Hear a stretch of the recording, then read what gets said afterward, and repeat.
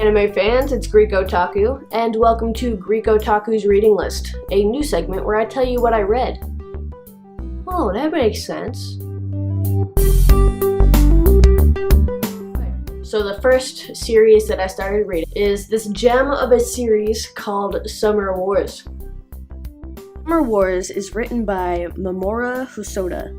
The art is by Ikura Sugimoto, and the character design is by Yoshiyuki Sadamoto. The main character is a boy named Kenji Koiso. He is a high school student with a crush on a kendo club girl named Natsuki Shinohara. He is a genius for math, which lands him a job as a maintenance worker for the global virtual reality world of Oz.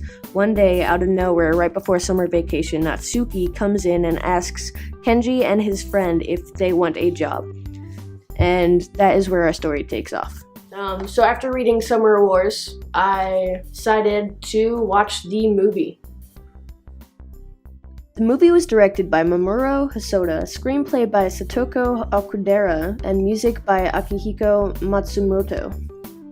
Now, don't take what I say to heart. The movie was still phenomenal, but I just don't like the fact that they, in the movie, made it seem like Kenji's friend also liked Natsuki. In the manga, he doesn't like her at all. In fact, he helps Kenji by declining the job when he realizes what she wants him to do. And in the movie, it makes it seem like they fought over her through rock, paper, scissors.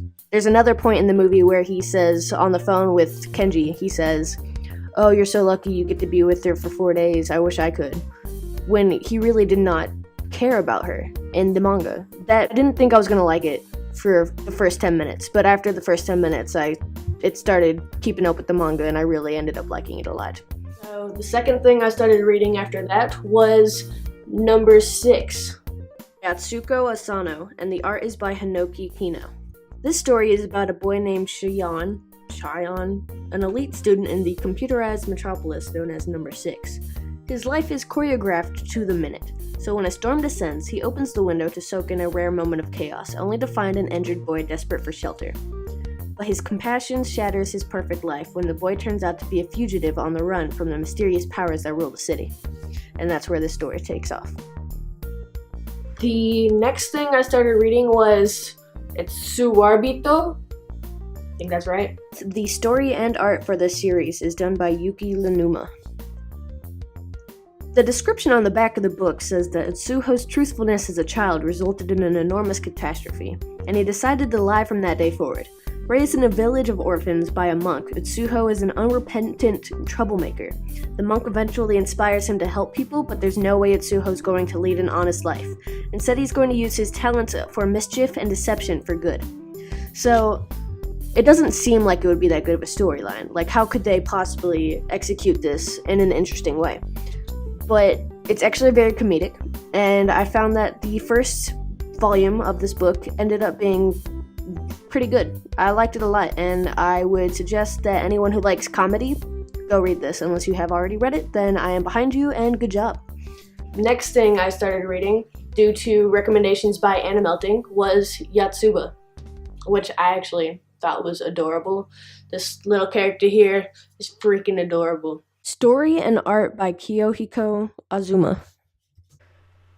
There is no real storyline to this manga. It's plain and simple. It's more of a comedy. It's very cutesy, and it's all about this girl's life and as she learns what things are, like a swing or a air conditioning, for example. If you like cute things with comedy in it, I suggest you read this because I can almost guarantee you'll love it.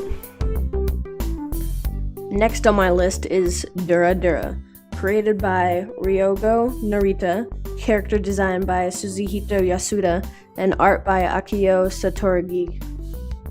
After reading Volume 1, it's still kind of a mystery to what this book is really about, so I can't exactly tell you yet until I read further in. It's pretty much a mystery to me, so there you go. And then I started reading Dawn of the Arcana. Story and art are by Rei Toma. The plot of this story is about a girl named Nakaba, who is the princess of a country named Sinan. She is forced to marry a prince named Caesar, of the enemy country of Belquat, and basically becomes a hostage. And that is all I know of the storyline right now. It is really interesting, actually. So I suggest if y'all like medieval things with a little bit of fantasy in the sense that it's about also people that are somewhat animalistic. There are some creatures called Ajis that have like ears like animals and senses like animals. So it's really cool, actually. And then the next series I started reading was Magi, The Labyrinth of Magic. Story and art by Shinobu Otaka. This is the storyline of Aladdin as he goes and clears a multitude of mysterious dungeons. It's a really good storyline. They already have it out as an anime, and the anime doesn't exactly follow the manga as well as it should, but it's still really good, and I suggest that anyone who hasn't read it, give it a try. It's pretty good. Alright guys, I hope you enjoyed. I will see you in the next 2 weeks with another segment of Greek Otaku's reading list.